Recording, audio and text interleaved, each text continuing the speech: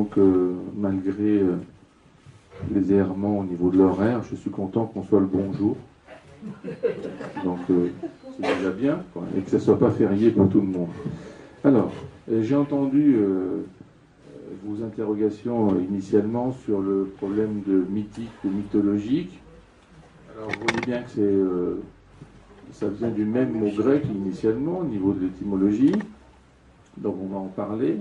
Donc, la notion de mythe, même dans le grec actuel, moderne si vous voulez, est quelque chose qui peut être interprété comme une erreur. Donc, comme un conte aussi. Et d'ailleurs, quand on veut dire conte en grec, on dit paramythe. Donc, c'est comme si on disait très mythique. Donc, ça veut dire que ça dépassait un peu la dose, et on peut le retrouver avec une autre quand on a bol, parabole et hyperbole. Donc, hyper, c'est vraiment au-dessus. On arrive quasiment au superfétatoire. Alors, l'idée, les couples qu'on voudrait traiter ici dans cette conférence, enfin en essayant de faire une synthèse, correspondent aussi à des pièces de théâtre qu'on a écrites par rapport donc à Oreste et Électre. Donc Achille et Penthessilée, Ulysse et Calypso et Prométhée et Athéna. Donc si ça vous intéresse et si vous avez accès à Internet, vous pouvez tous ces textes les retrouver par écrit. C'est des fois quand même plus agréable que juste à l'oral. Peut-être on lira quelques extraits.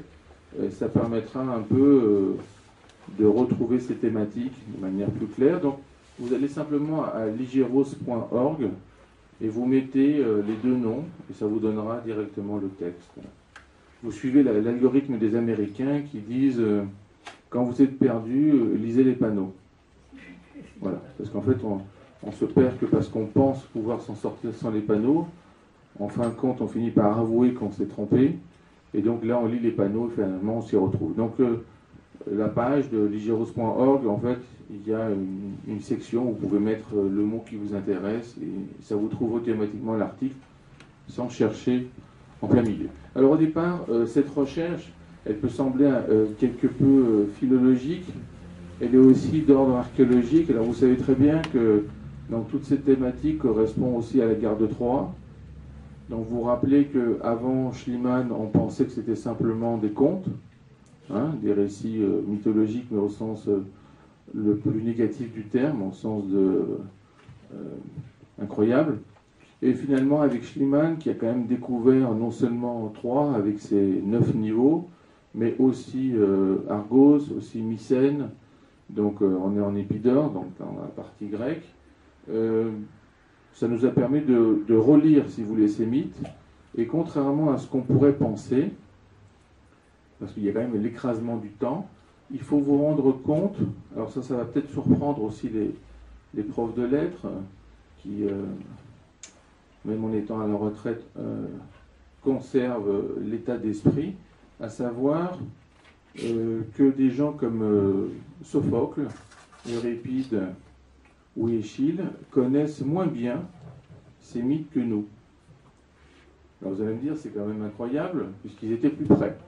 Alors concrètement à ce qu'on pourrait penser, c'est qu'ils étaient prêts, mais il faut bien se rendre compte que dans le meilleur des cas, on est autour de 800 ans d'écart. Donc essayez d'imaginer, même pour ceux qui étaient profs de lettres, qui doivent écrire par exemple une pièce de théâtre sur un événement qui a eu lieu il y a 800 ans, à quel point ils sont proches de cet événement, c'est quand même très, très sophistiqué comme approche et très, si vous voulez, artificiel. Et l'autre point de vue qui est très important, c'est vous rendre compte aussi, quelque chose qu'on oublie nous, c'est que le théâtre est un art vivant, donc il était conçu à Athènes comme un élément quasiment politique, à savoir, on prenait un mythe et on lui incorporait des éléments de l'époque, donc contemporains, donc d'Échille, de Sophocle et d'Euripide, ce qui fait que ça déformait le mythe initial, comme on le souhaitait. On va en parler tout de suite par rapport à Clytemnestre et à l'Orestie. Et de cette manière, il y avait, si vous voulez, une forme de théâtre engagé, quasiment un théâtre de propagande, qui était utilisé d'ailleurs dans la confrontation entre Athènes et Sparte. Donc pour être peut-être un peu plus précis, pour vous rendre compte que c'est vrai ce qu'on vous dit en ce moment, eh bien, il suffit de relire le texte. Donc, relisez par exemple Électre, le tout début. D'accord? Il y en a parmi vous d'ailleurs qui ont dû aller à Mycène, sur place. Alors là, c'est encore un autre problème, on va le démontrer très facilement, c'est qu'aucun des trois ne connaissait Mycène. Alors, pour le prouver, c'est très simple, vous lisez la première page, et ceux qui se rappellent donc de leur voyage à Mycène se rappellent que avant d'accéder, si vous voulez, à la porte d'Hélione, la route qui vous mène à la porte d'Hélione, par côté gauche, passe par les deux tombes, d'accord, supposées d'Agamemnon et de Clytémnestre, mais peu importe, en tout cas, ces tombes-là, c'est pas ça le point important. Ce qui est important, c'est la porte d'Hélione qui est mentionnée, et vous vous rappelez que vous prenez le virage sur la droite, et quand vous regardez la porte d'Hélione, c'est plus facile en fermant les yeux, vous allez vous rendre compte que le mur, la muraille, l'enceinte, est à gauche. Bon. Donc, si maintenant un auteur contemporain vous disait, voilà, en arrivant devant la porte d'Hélione, eh bien, on découvre à gauche Argos. Vous lui diriez, tu t'es trompé. On voit bien. Maintenant, si je vous dis que cet individu, c'est Sophocle, vous êtes un peu plus gêné pour lui dire directement qu'il s'est trompé. Mais c'est quand même une erreur, parce que c'est indiqué, alors c'est pas une erreur grave en quel sens, c'est qu'on sait très bien que Sophocle ne savait pas où se trouvait, en fait, la citadelle de Mycène, donc qu'il aurait pu écrire à droite ou à gauche, pour lui c'était pas très important.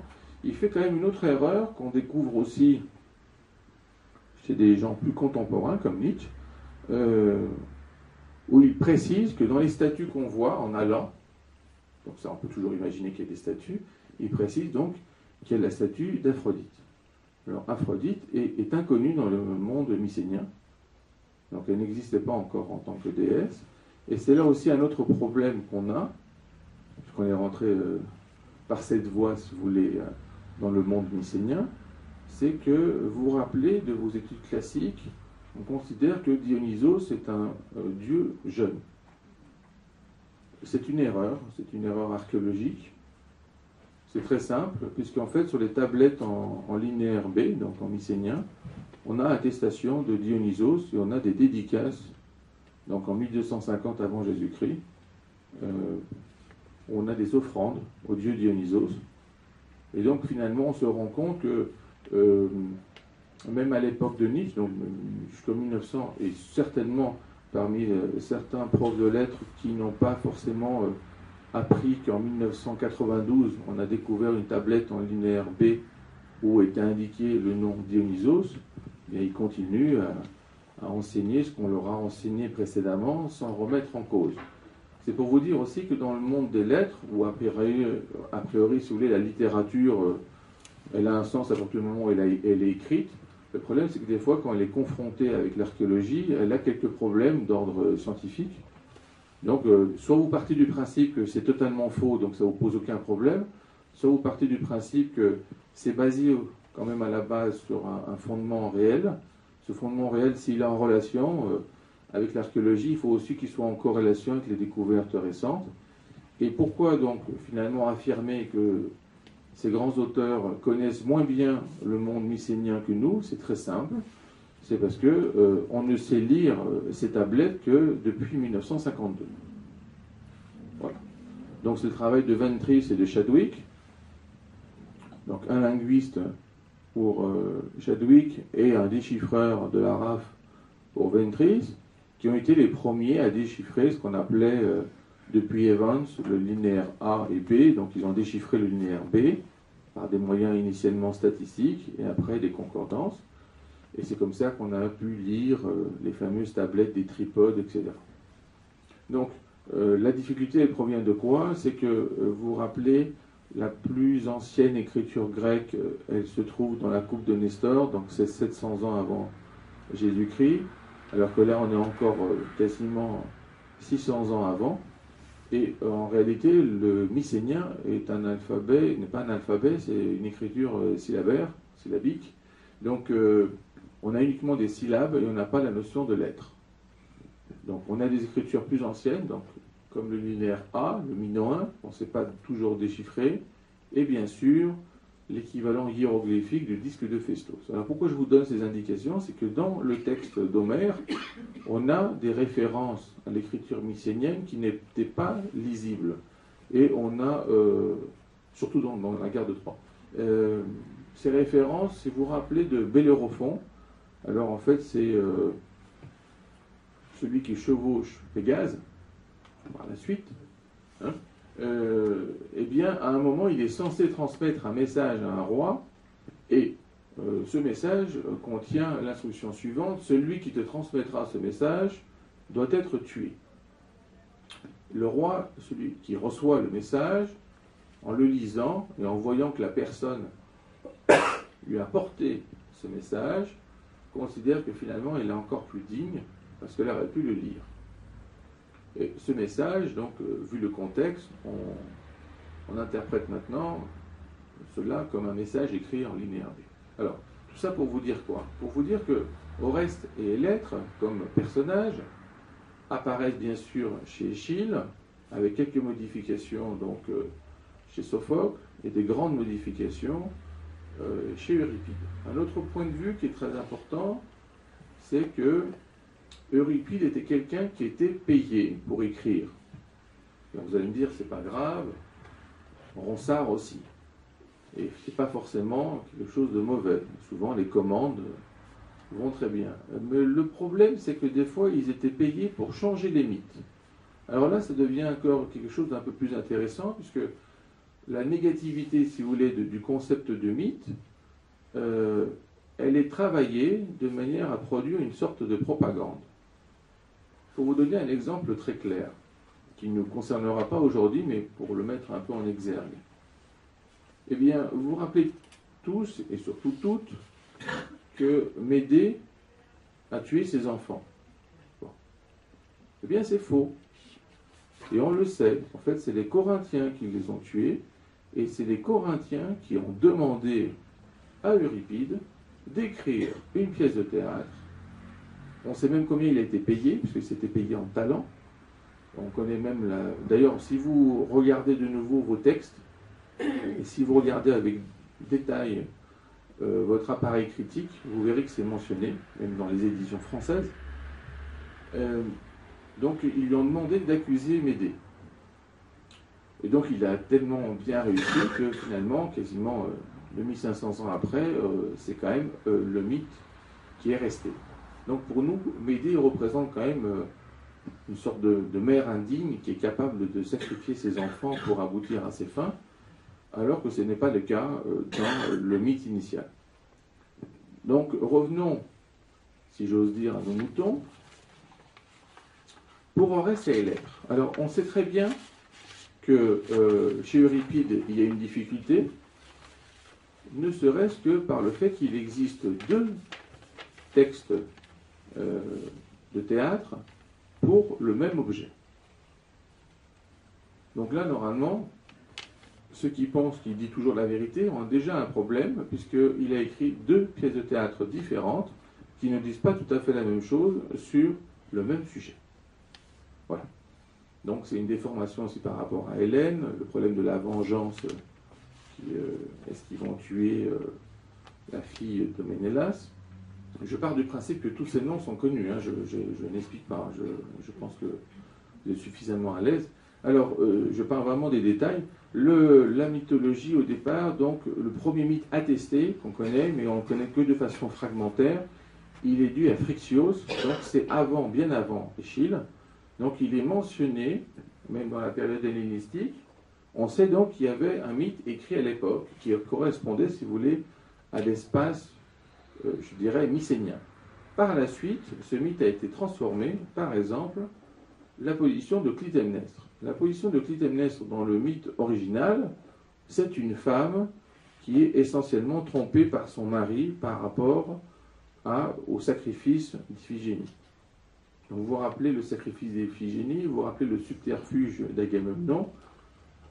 Donc Clytemnestre arrive à Olyde avec sa fille en pensant qu'elle va se marier avec Achille.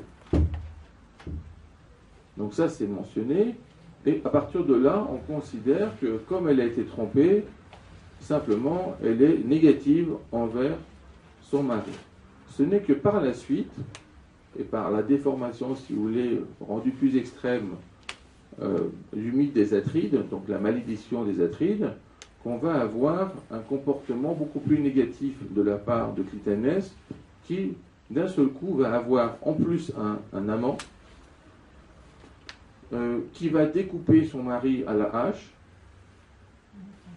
Alors donc ça c'est ça peut vous paraître barbare, il faut bien vous rendre compte que ça l'est. Donc c'est pas une forme littéraire.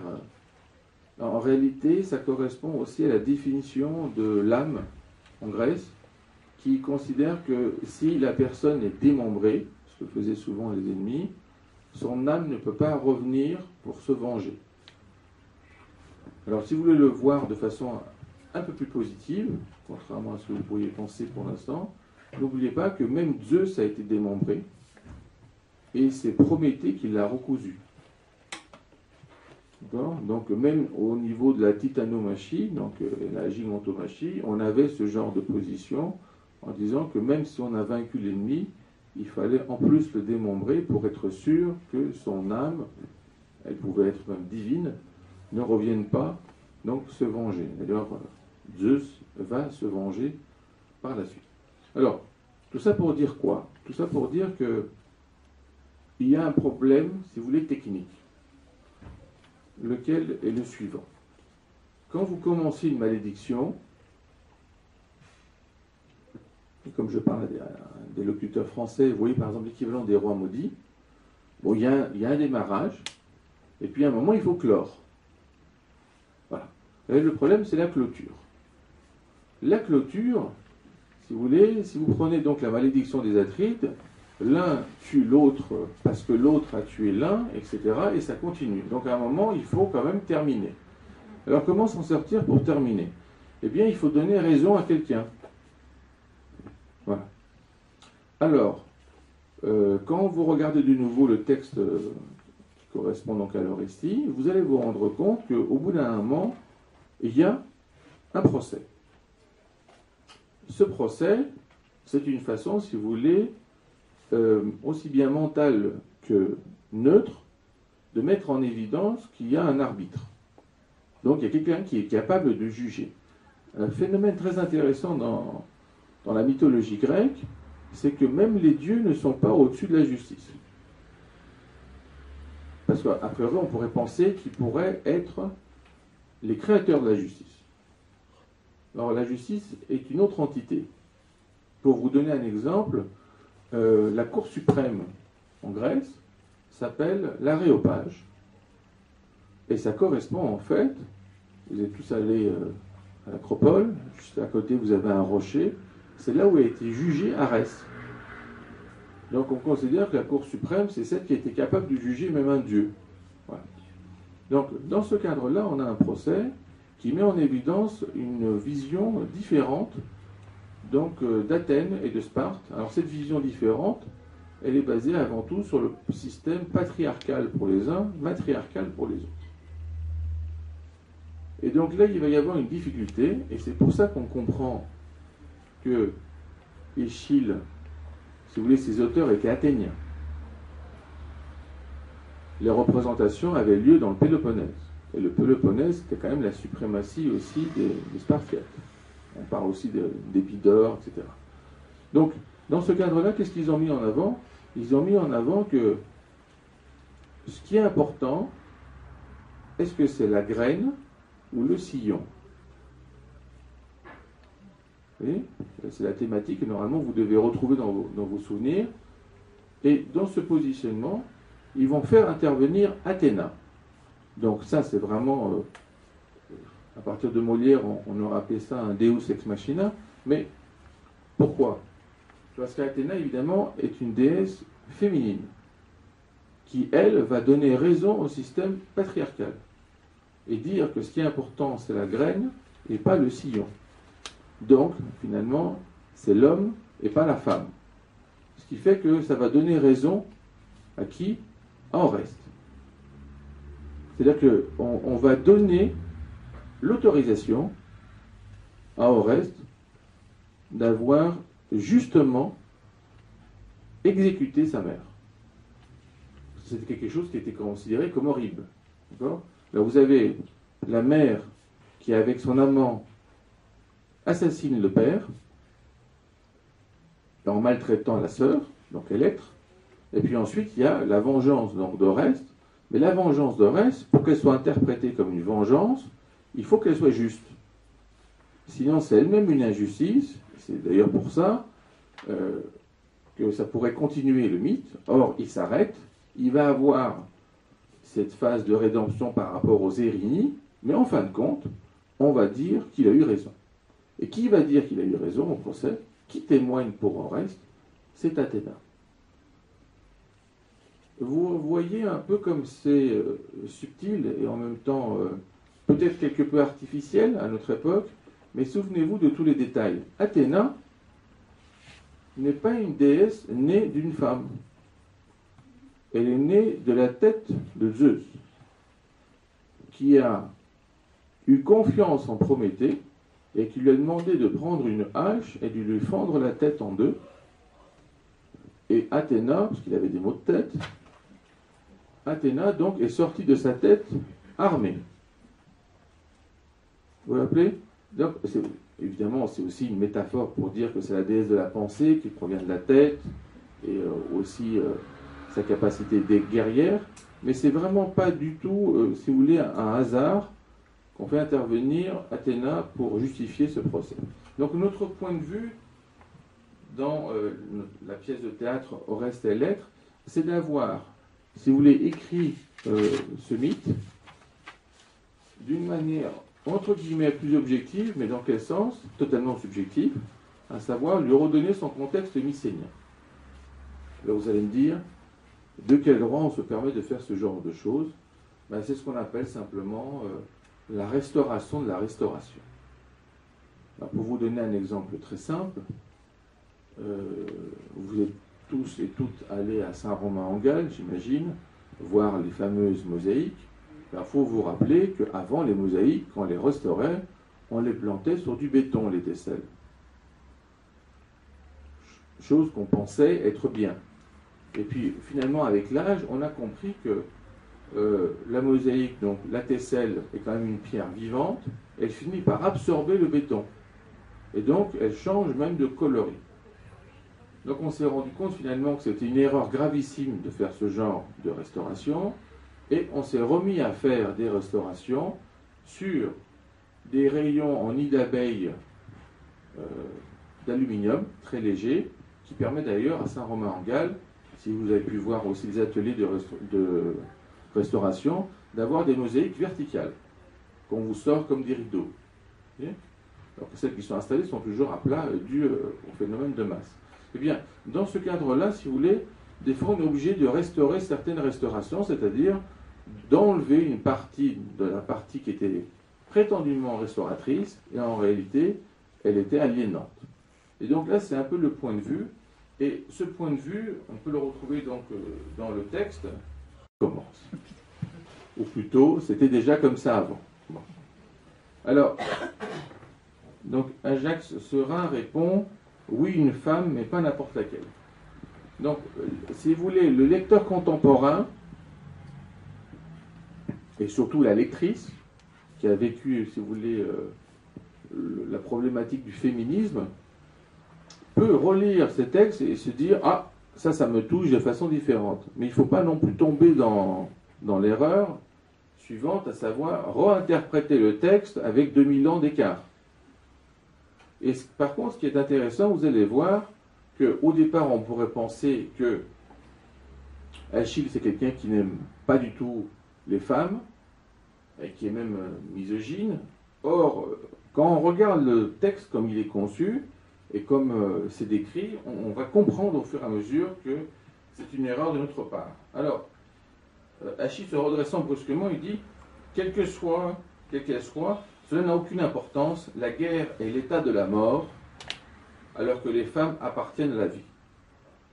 Elles donnent la vie. Donc, vous allez me dire, oui, mais ça, c'est encore un truc vicieux d'homme, à savoir que pour éviter de parler des femmes, il parle des mères. Vous savez ça, on l'a subi. Donc, il n'y a pas besoin d'être Louise Michel pour être au courant. C'est une tentative de la part des hommes d'essayer d'aliéner le dialogue. Alors, mais ne pensez pas que ce soit le cas ici. Ajax répond donc, celle-ci ne donne que la mort. Donc, il lui explique finalement que c'est la reine des Amazones, et Achille s'interroge et dit, c'est Penthessilée. Alors, Penthessilée, au niveau de l'étymologie grecque, pour ceux qui ne la lisent pas ou s'en souviennent plus, ça veut dire c'est celle qui endeuille. Hein? Le penthos, ça veut dire deuil. Elle est venue en allié avec ses 12 meilleures guerrières. Elles appartiennent toutes au corps d'élite des Amazones. C'est elles que nous devons affronter. Alors, c'est très important parce que c'est la première fois dans la mythologie troyenne, si on veut parler de ça uniquement en termes de mythologie, qu'on a une intervention des femmes. Et une intervention efficace. Donc la réponse d'Achille, c'est « Jamais je ne combattrai une femme, tu entends Ajax, jamais ». Et donc là, on a l'intervention, si vous voulez, de l'aspect du destin qui est très important. Vous vous rappelez, le destin est quelque chose de viscéral en Grèce. Même les dieux ont un destin. Donc ils ne peuvent pas tous lutter. Et il lui dit donc, c'est pourtant ton destin, Achille. Achille répond, mon destin est de mourir jeune, non de tuer une femme. Donc, elle essaye d'expliquer, enfin, Ajax essaie d'expliquer à Achille qu'elles apportent la catastrophe avec elles, leur audace a décuplé les forces des Troyens, bientôt elles menaceront nos navires. Achille, il faut lancer tes myrmidons dans la bataille. Alors, donc là, on a un éloge, si vous voulez, de la part d'Achille, en ce qui concerne Hector, qui dit « Depuis la défaite d'Hector, les Troyens ne sont plus que des ombres ». Et là, c'est effectivement un point très très important. Alors, pourquoi finalement je passe tout un passage pour vous expliquer quoi? Pour vous expliquer que, au bout d'un moment, Ajax explique la venue donc de Penthessilée. Et au départ, on comprend que c'est quelque chose de volontaire. Enfin, au départ, on ne comprend pas, ensuite on le comprend. C'est que, par erreur, cette femme a tué sa sœur. Et en fait, comme elle ne sait pas comment s'en sortir de cette perte, eh bien, elle vient à la gare de Troie pour mourir. Et dans cette mort, elle emporte évidemment tous les combattants. Et ce qui est important, c'est qu'au bout d'un moment, donc, Achille va comprendre cette thématique. Et cette femme, comme tu dis, c'est Ajax qui parle, oblige les hommes à porter le deuil, donc c'est de l'étymologie. Son épée fauche les hommes, sa main ramasse les âmes. On dit qu'elle n'a rien à perdre, elle serait venue à Troie pour échapper aux érignies de sa sœur. Donc il répond de sa propre sœur. Alors c'est très important, la relation aussi mère-fils. Vous vous rappelez que Achille veut dire littéralement celui qui n'a pas de lèvres. En fait, qu'est-ce que ça veut dire? Ça veut dire en fait, c'est celui à qui on n'a pas donné le sein de sa mère. C'est dans ce sens-là. Donc il n'a pas porté ses lèvres sur la poitrine, si vous voulez, divine. Donc, oui, sa sœur Hippolytée, qu'elle a accidentellement tuée d'une flèche lorsqu'elles étaient à la chasse. Donc, et là, vous voyez comme le dialogue va changer. Quelle lourde peine pour une femme, sa vie est devenue une souffrance. Donc cela ne l'a pas empêché d'emporter l'âme de Machaon. Machaon est mort. nos hommes n'ont pu épargner que son corps de la souillure des Troyens. Et donc, là, il va y avoir un changement de phase qui va être effectué. Et c'est un changement de phase préparatif à un énorme changement de phase sur lequel on reviendra. Et je vous invite, si vous êtes des amateurs aussi de musique classique, à écouter l'opéra Achille de Penthesilée. Donc ça ne fait pas de mal. Et si vous avez déjà le disque, comme dit Anne-Marie, ça ne coûte pas plus cher. Donc, l'idée c'est quoi? C'est qu'à présent, Achille dit « je comprends, c'est tout ». Elle n'est pas venue donner la mort, elle est venue la recevoir. Et Ajax dit « c'est pour cette raison qu'elle t'a défié ». Et là, on a un changement, donc c'est là qui s'effectue. Sans aucun doute, elle sait que je la délivrerai de son sort. Et là, vous voyez, c'est assez intéressant parce qu'au niveau de l'herméneutique, on n'a plus simplement une mise à mort, on a en réalité une délivrance grâce à l'acte de mise à mort. Elle veut mourir pour la gloire, et l'autre lui dit, vraiment, elle veut mourir pour la gloire, en combattant l'invincible que peut-elle atteindre. Sa lutte suffit pour la délivrer de l'épreuve du malheur. Donc, le changement de phase s'effectue quand Achille comprend que cette femme est venue finalement pour mourir. Et donc on a une thématique assez proche de la thématique camusienne, à savoir que finalement le problème le plus important c'est le suicide. Et dans ce cadre-là, donc Achille, dans cette phase de couple, va accepter de tuer la reine des Amazones. Le problème, c'est que justement, finalement, quand il la tue, comme je vous disais précédemment, son casque se détache de sa tête, il la voit pour la première fois et il en tombe amoureux. On va avoir d'ailleurs une altercation avec Thersites. Alors Thersites, c'est vraiment ce qu'on appelle le plus horrible des Grecs, qui va l'accuser de nécrophilie, parce que lui, justement, il tombe amoureux de quelqu'un qui est mort, mais il ne veut pas justement qu'on souille sa dépouille. Et donc, dans ce cadre-là, il va être amené à tuer Thersites. Mais ce qui est intéressant, c'est que les dieux donnent raison à Achille. Alors là, on a une autre thématique qui est toujours très importante en Grèce, la notion de sépulture. Personne ne peut accuser quelqu'un si vous voulez, malgré l'interdiction, eh bien, il rend hommage aux morts. Donc ça, c'est une thématique qu'on peut retrouver dans Antigone et Créon. Et si vous voulez, c'est la différence entre les valeurs et les principes. Alors, souvent, on dit il faut avoir de bons principes. Et toute l'Antiquité grecque répond non. Il suffit d'avoir des valeurs. Parce que les valeurs sont toujours bonnes. Les principes sont artificiels et dépendent évidemment du système. Les principes, on va les appeler principes en philosophie, on finira par les appeler lois en justice, et c'est pour ça que des fois, on trouve que les lois sont arbitraires. En réalité, elles sont toujours arbitraires, mais à partir du moment où elles proviennent d'un consensus, eh bien, c'est la loi. Et puisque c'est la loi, même si elle est dure, ça reste la loi.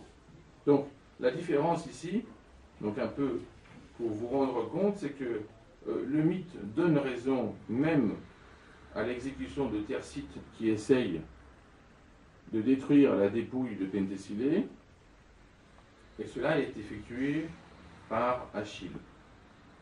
L'autre thématique qu'on voulait mentionner avec ces couples, on peut la retrouver avec Ulysse et Calypso, et qui pose le problème suivant.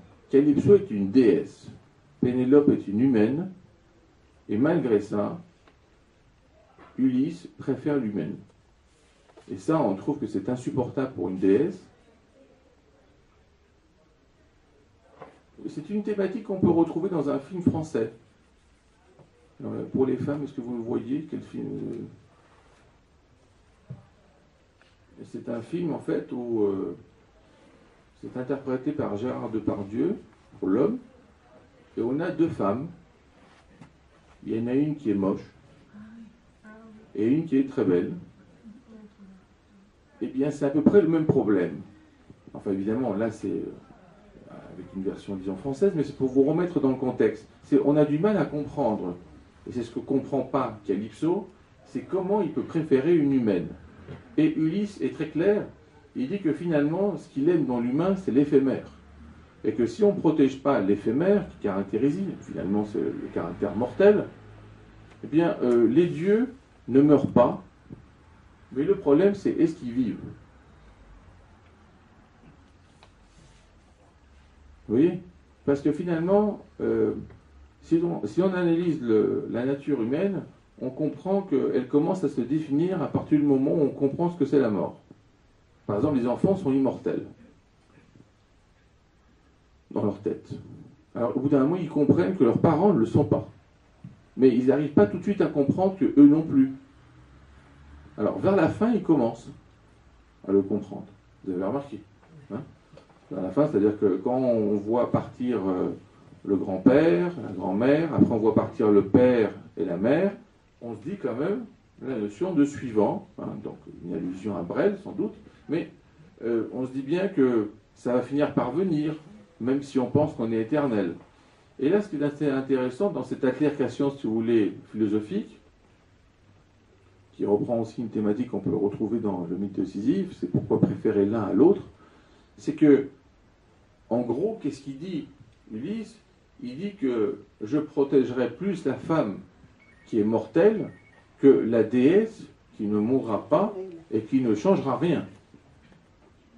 Donc dans ce sentiment, si vous voulez, de la nécessité de l'éphémère, il y a par conséquence la création de l'œuvre.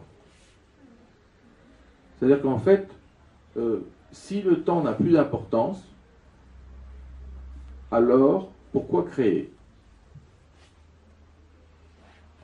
Alors qu'à l'envers, c'est si le temps a de l'importance et qu'on a une finitude dans le temps, et donc finalement qu'on est éphémère, il y a une seule façon de transcender le temps, c'est de créer une œuvre, et cette œuvre soit mémorisée par les autres.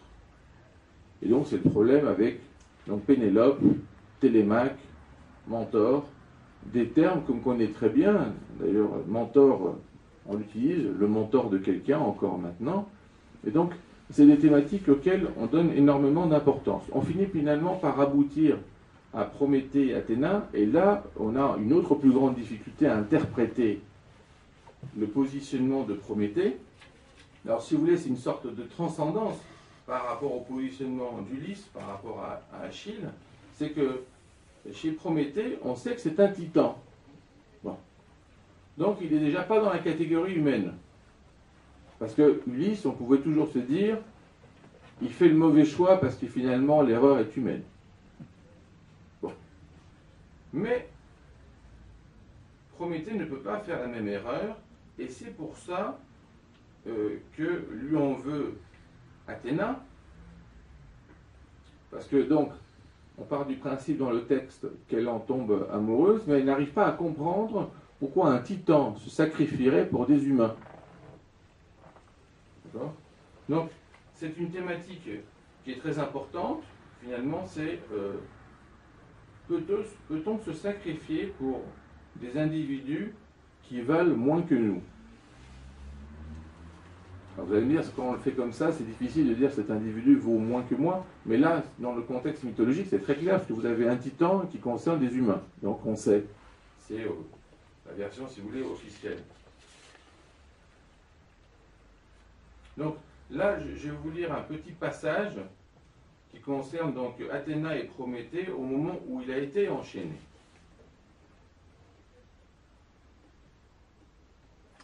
Nick, tu peux mettre le micro? Oui, voilà, je vais mettre plus près. Donc, alors, elle lui dit, était-ce ton but ultime d'être enchaîné à ce rocher oublié de tous? Alors là, c'est quelque chose de très très important, mnémosynie, donc dans le problème de la mémoire, à savoir que souvent on se dit, c'est quand même, ça fait peur la mort. et puis c'est grave, et puis c'est négatif. En réalité, c'est le début.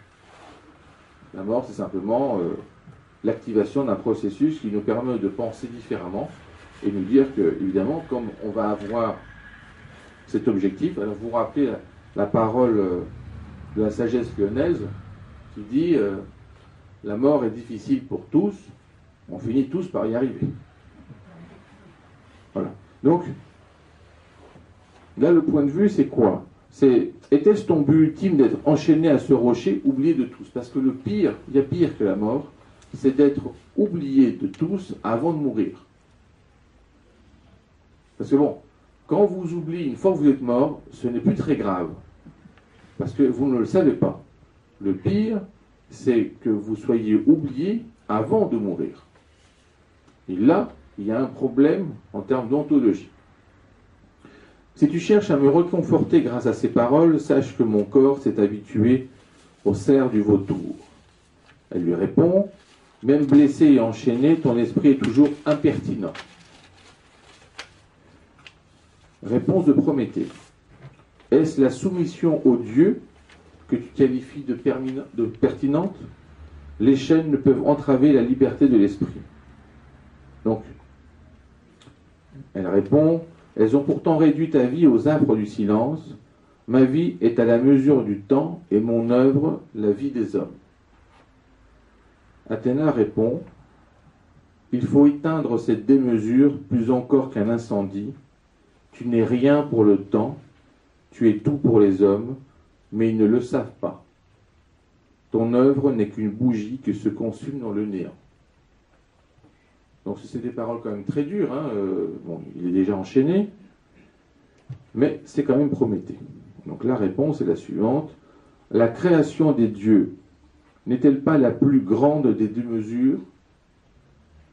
Ils ne sont rien pour les hommes, mais les hommes ne le savent pas. La puissance des dieux provient des hommes, la faiblesse des hommes provient des dieux. Donc évidemment, Athéna, chacune de tes paroles est une condamnation, je t'en prie, garde le silence, Prométhée. Alors là, c'est un problème très important. Donc je reviens à mes spécialistes de lettres classiques. Souvenez-vous qu'à l'époque, on écrivait avant tout des trilogies. Bon. En réalité, c'était souvent des tétralogies. La dernière partie était comique. Évidemment, vous imaginez votre public, après une trilogie comme ça, dans quel état il est. Donc à la fin, on mettait une partie un peu plus comique sur la même thématique, ce qui fait qu'ils arrivaient à produire l'équivalent de ce qu'on appellerait maintenant le happy end. Bon. Donc finalement, tout le monde repartait content chez lui après avoir eu un phénomène de catharsis. Ce qui est très intéressant, c'est que Prométhée est le conseiller stratégique de Zeus. Dans la trilogie, on ne la connaît que par fragments, on sait finalement qu'après ce moment de révolte, eh bien, il y a une recomposition du mythe qui est due, si vous voulez, comme on l'a dit avec Euripide, à une nécessité de restructuration de la hiérarchie. Et c'est dû à quel phénomène? En fait, dans l'Antiquité, on avait des temples consacrés à Prométhée. Et les prêtres des temples corrects commençaient à trouver que ce temple était à la limite de l'hérésie. Donc, pour absorber, si vous voulez, les croyants du temple de Prométhée, ils ont eu l'idée d'écrire donc le mythe, donc la pièce de théâtre, si vous voulez, pour la réinterpréter et dire qu'à la fin de cette révolte, finalement, Prométhée retrouve le giron de Zeus et finalement la hiérarchie est rétablie. Le plus surprenant dans cette histoire, c'est que l'humanité, comme c'était fait exprès, eh bien, elle a perdu les morceaux de recomposition, et la seule chose qu'elle a retenue de Prométhée, c'est la révolte contre les dieux. Donc elle a gardé que ça. Ce qu'on voulait éviter. Et ce qui est vraiment intéressant, c'est que on voit bien que la notion donc d'humanité et de temps sont reliées à l'espace prométhéen. Pourquoi? Parce que finalement, si vous êtes éternel, le temps n'a pas de conséquences sur vous. Donc, Si vous êtes mortel, le temps est fondamental. Si vous êtes humain, il faut faire la combinaison des deux. Donc l'aspect de l'humanité et du temps, c'est ce qui va vous permettre, si vous voulez, dans le meilleur des cas, de créer une œuvre qui va pouvoir transcender votre espace existentiel pour accéder à un espace temporel qui soit plus grand. Et c'est ça le problème de Prométhée. En gros, elle l'accuse en lui disant « Tu vas te sacrifier pour des hommes qui ne valent rien, parce qu'ils meurent tous. » Et donc, ce que répond, si vous voulez, Prométhée, c'est que justement parce qu'ils meurent tous, ils seront obligés de créer. Dans ce sens-là, il y aura une évolution de l'humanité. Et là, c'est vraiment, si vous voulez, sa flèche, c'est que les dieux ne peuvent pas évoluer. Et dans cette recherche d'évolution, il n'y a pas forcément un sentiment de complétude, on n'a pas vraiment une complétude, mais on peut avoir accès à la perfection de l'œuvre, même par un individu qui ne l'est pas. Parce que l'individu humain, par essence, il n'est pas parfait, il ne s'en sort pas, etc. Et si vous voulez, c'est assez intéressant parce qu'on peut retrouver cette thématique aussi bien dans la religion chrétienne, à savoir la construction des cathédrales.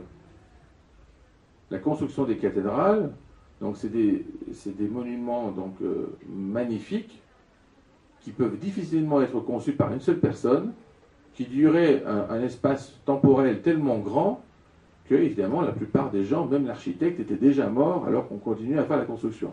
Un exemple contemporain, vous avez la Sagrada Familia à Barcelone, donc c'est quand même un monument exceptionnel. Bon, Gaudi, il ne le verrait pas. Donc, tout ça pour dire, et pour clore aussi, pour vous dire que à travers ces couples mythiques, on voit, si vous voulez, la structuration de l'humain dans l'espace temporel, donc une recherche de l'éphémère, et là, l'éphémère peut être interprété au départ comme un morceau d'immortalité, en disant que c'est simplement un segment temporel, mais en même temps, on pourrait se dire que finalement, l'immortalité n'est simplement qu'une succession d'éphémères qui ne peuvent que se reproduire et pas engendrer. Donc finalement, cette immortalité est une forme de présent permanent qui n'a pas de passé et de futur. Et comme elle n'a pas de passé et de futur, eh bien, il ne peut pas évoluer. Alors qu'à travers ces couples et les changements de phase qu'on a décrits, le point de vue le plus important, c'est que ces couples ne sont jamais identiques au début et à la fin. Alors qu'évidemment, les dieux ne changent pas. Donc, finalement, on se rend compte qu'une façon d'être vivant, eh bien, c'est de pouvoir mourir.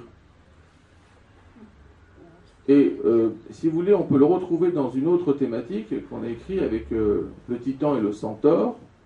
Souvenez-vous de ce phénomène dans la mythologie. Le Centaure Chiron est blessé. Il est blessé, attention à ce que je veux dire, il est blessé mortellement alors qu'il est immortel. Alors vous allez me dire, on a un paradoxe.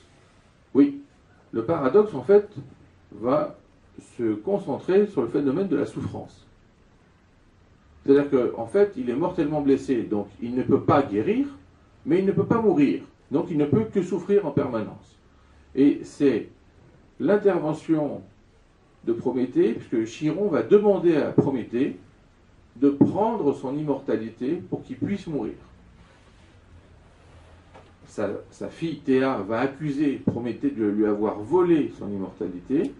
Elle va d'ailleurs aussi accuser son père d'enseigner à Achille tous les arts qu'il lui a enseignés tout en sachant qu'il va mourir. Et là, c'est peut-être une thématique qui est plus proche de vous, en tant qu'enseignant. C'est, en gros, elle lui dit, pourquoi enseigner à des élèves qui vont mourir? Et lui, il répond que justement, c'est en enseignant qu'ils pourront mourir et donc vivre auparavant en créant. Alors que si on ne leur avait pas enseigné, simplement, ils ne pourraient pas mourir dans le sens humain du terme, et non pas créer. Et donc, c'est un peu la thématique, j'espère que ça ne vous est pas arrivé souvent, c'est des fois vous enseignez à vos élèves, et puis il y en a qui ont des accidents et qui meurent bien avant vous. Et la problématique que vous pourriez vous poser, c'est est-ce que ça valait la peine d'avoir fait cet enseignement pour cet enfant, cet adulte, enfin bon, peu importe. Je ne veux pas donner des exemples précis, mais vous pouvez imaginer dans votre contexte, alors que finalement, ce n'est pas dans la logique des choses. Voilà. Eh bien, cette logique des choses, c'est l'enrichissement humain qui est fait par l'enseignement, et donc une grande thématique qu'on retrouve dans l'ensemble de ces textes, c'est la notion de mentor. Donc le mentor, il n'a pas pour objectif d'améliorer l'individu, pas même de provoquer un phénomène de mimétisme, comme on pourrait le penser avec les parents, parce que les parents, ils aiment bien quand même que ça ressemble. Le mentor, il est là simplement pour aider l'autre à évoluer, peu importe la notion d'évolution. Mais en tout cas, ce qui est important, c'est de reprendre ce cheminement et de se dire qu'il y a certaines choses qui dépendent du passé lointain et pas simplement du passé proche. On peut évoluer parce qu'on vit, et si on peut vivre, c'est parce qu'on peut mourir. Et si vous faites la négation de la mort et vous posez comme élément essentiel l'éternité, d'un seul coup, vous ne pouvez plus vivre, vous n'avez plus besoin de créer, vous ne pouvez pas changer, et finalement, vous êtes invariable. Donc, contrairement à ce qu'on pourrait penser, eh bien, c'est une forme de mort évolutive. C'est-à-dire qu'il n'y a plus rien à attendre, parce que tout a été fait. Or, dans l'espace humain, l'important, c'est l'apport qu'on peut donner. Et si vous voulez, ces 4 thématiques qu'on a traitées vous montrent à chaque fois comment, à partir de choses, on pouvait se dire tout était prédestiné, on finit par se rendre compte que l'humain est capable d'écrire son propre destin à partir du moment seulement où il accepte qu'il est mortel. Voilà. Donc c'est aussi le but de cette conférence qui finalement maintenant va accepter qu'elle se termine, pour ne pas vous engendrer d'autres phénomènes. Donc merci pour votre patience et puis si vous êtes intéressé, je vous invite à lire ces textes peut-être plus en détail, même à les critiquer, pour mettre en évidence, si vous voulez, par écrit, les schémas mentaux qu'on a mis en exergue dans cette conférence. Voilà, merci.